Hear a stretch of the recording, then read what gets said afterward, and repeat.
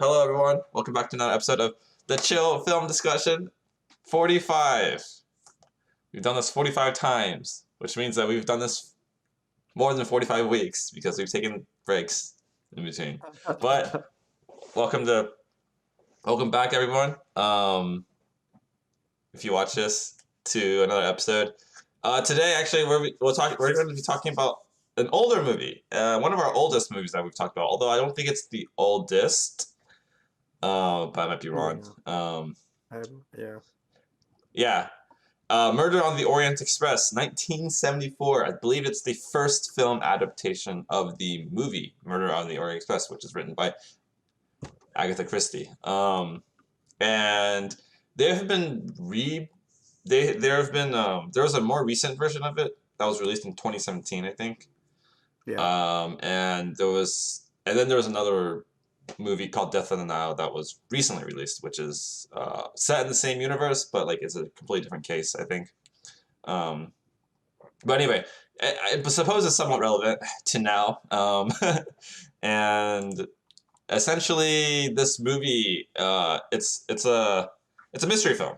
It's a British mystery film. It's directed by Sidney Lumet, yeah. And it's based on a 1934 novel of the same name by Agatha Christie. And essentially, this film at the time, it started an ensemble cast. But I was looking through it, like essentially all the actors who were in this film, and most of them have passed away.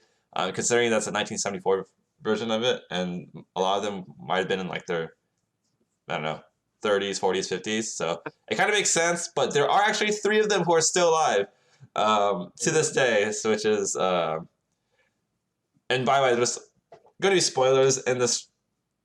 I just want to preface that there are spoilers in this, and because it's a mystery film, it's basically a whodunit, very similar to Knives Out, which we also discussed earlier, or before. Yeah, you want to watch this film before you watch this, if you watch this. So that's your only spoilers warning. So get lost if you haven't seen it. Otherwise, you're going to spoil it for yourself. And yeah. What I like about this film a lot is, well, first of all, it didn't feel like it dragged on. It was 2 hours long. It got straight to the point. This is a mystery film. We're trying to figure out who perpetrated the murder. And there was a lot of cast members. And first of all, the ending is something I did not expect. So that was good because, it wasn't obvious, at least to me.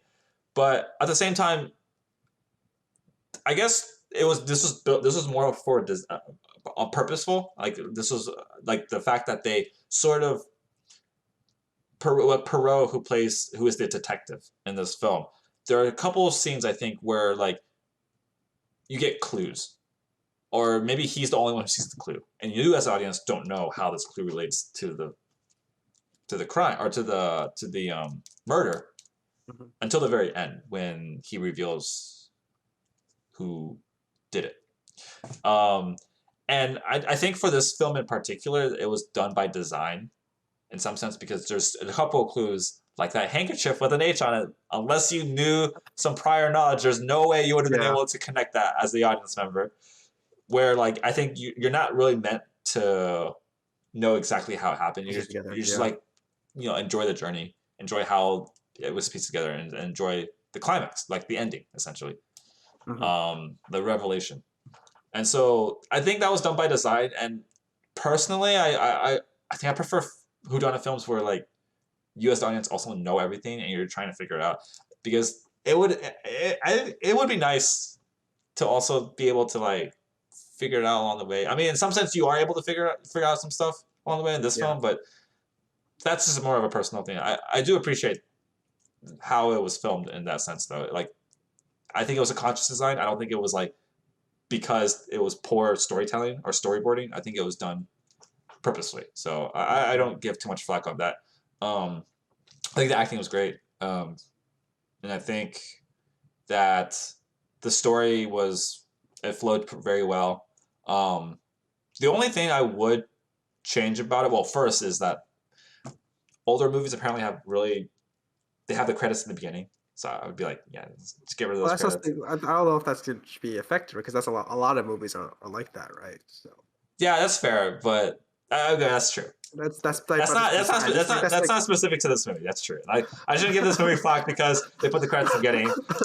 You're right. You're right. You're right. At the time, I think that was done by design. I think that was yeah, the a lot of norm. movies are So, like that. but just because it was a norm at the time doesn't mean it was the best choice. So it still gets a bit of a flack from my side because I had I to don't skip know. the credits. I feel like that's just Anyway, we're moving on. That's my opinion. Who cares? that's not about the quality of the film at all, right? That's just Yeah. I'm not gonna. I'm just kidding. It's not going to like detract points because, but also, um, I think that this film might have. I mean, okay, the number of characters that were in this film, I think all of them had at least some. I mean, they were all significant in the sense that because they all played a part. I'll just say that. I don't want to spoil because this is a non. I want to make this a non-spoiler. Um, but I could see this film perhaps being better in some sense if there were fewer characters who also played parts, but there were more screen time involved around them. Also, it would have been nice to see. It would have been nice to see more of like Ratchet's perspective, like his backstory. His backstory would have been interesting in some sense. Maybe not necessary, I don't know if it's this, yeah, but but at least would have been like. I think the only thing it would have necessary for is for like if you want to discuss the ending more so, like how it influences like the hypothetical discussion you would have, philosophical discussion, if you will, on the ending. That's the only thing I would. But that's kind of unrelated to the purpose of the movie, I suppose. So maybe that's just an aside, a personal preference.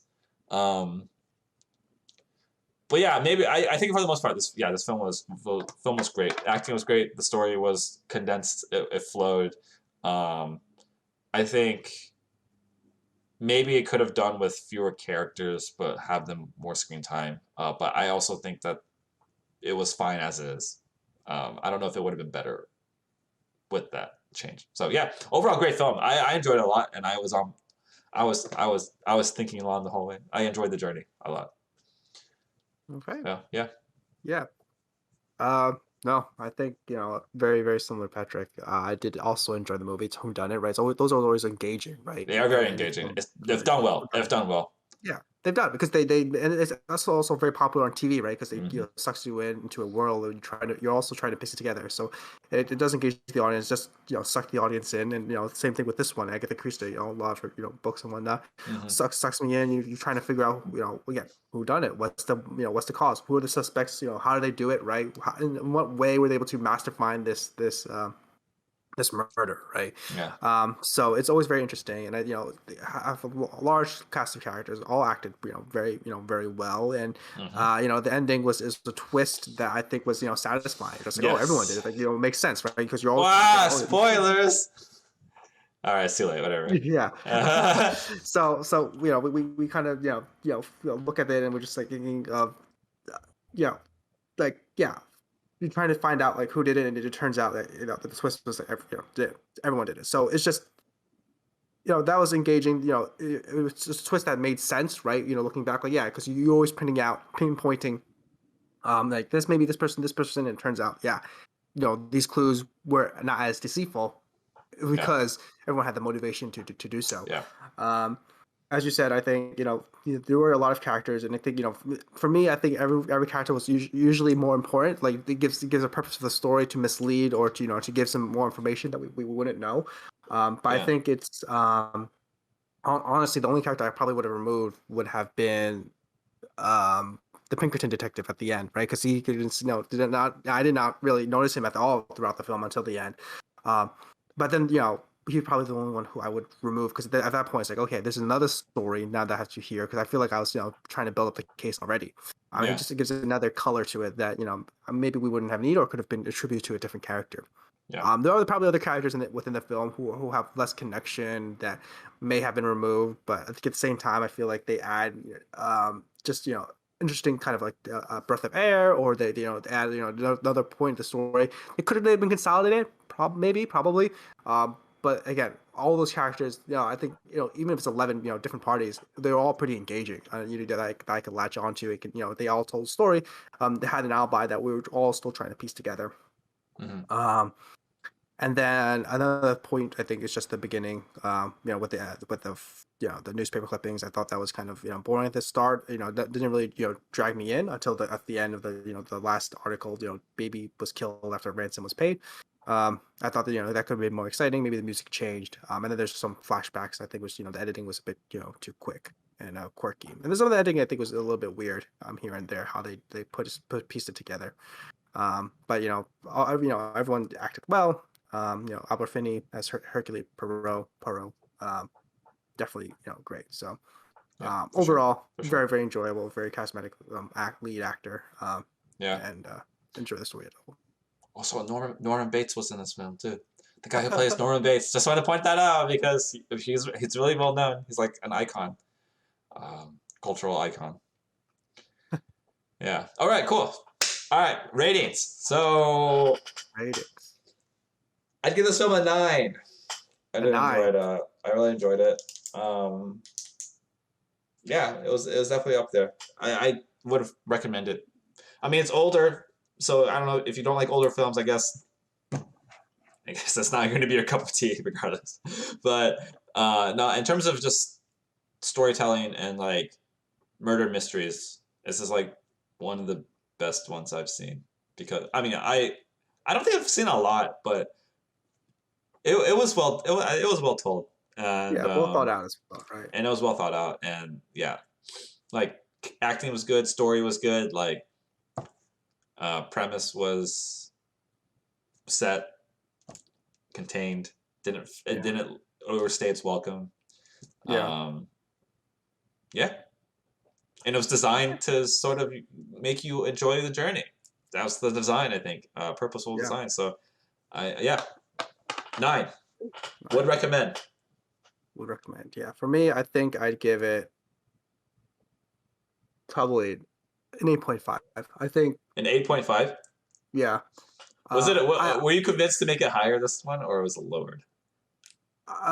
Maybe I was convinced to make it a little bit higher. I was going to give it an 8, but then I was Ah, like, I did enjoy it, but there's still points where I'm just like, I think again the beginning really, and then sure. some of the characters probably should have striked out, and also the editing just kind of, I think kind of not ruined the experience, but I noticed, right? I thought, Sure. I could have been pieced together a little bit better, but Yeah. no, it's still a very good film nonetheless, right? A Yep. very engaging story, very engaging plot, good twist at the end. I enjoyed that, Yep. how they put it in. Yep. And also a very interesting philosophical question at the end, which I thought would not be as controversial, but apparently it is. So makes you think. Fair. Yeah. Very good question to ask people at the end, like, what would you do if you were Hercule Poirot? But yeah, no, I did enjoy it, so a lot, and I would recommend this movie to anyone to watch it, even if it's older. Yeah. I think it's still a great watch to do. Oh yeah, for sure, for sure. Good to learn. Good to learn history of some historical cinema. Where did modern cinema come from? We know that credits no longer roll in the beginning, so that's one thing. I want to point that out. But it could also be by design, since they may not have been previews at the time, so they want to get people, in case you come back from the bathroom or something. Who knows? Or concessions. Really bothered you, huh? I had to skip it. I skipped like a minute of it because I was like, all right, I want to get to this. Yeah. Okay. Cool. All right. Cool. So we'll be back next week, 11 a.m. Pacific time. Next Sunday with a new movie that we will decide off stream because we don't decide it before. Even though we should, because that would make more sense. But anyway, I keep saying that. One day we might do it. One day we might do it or not. Anyway, have a good day whenever you watch it, if you watch this, and we'll see you next time. Oh. Cheers!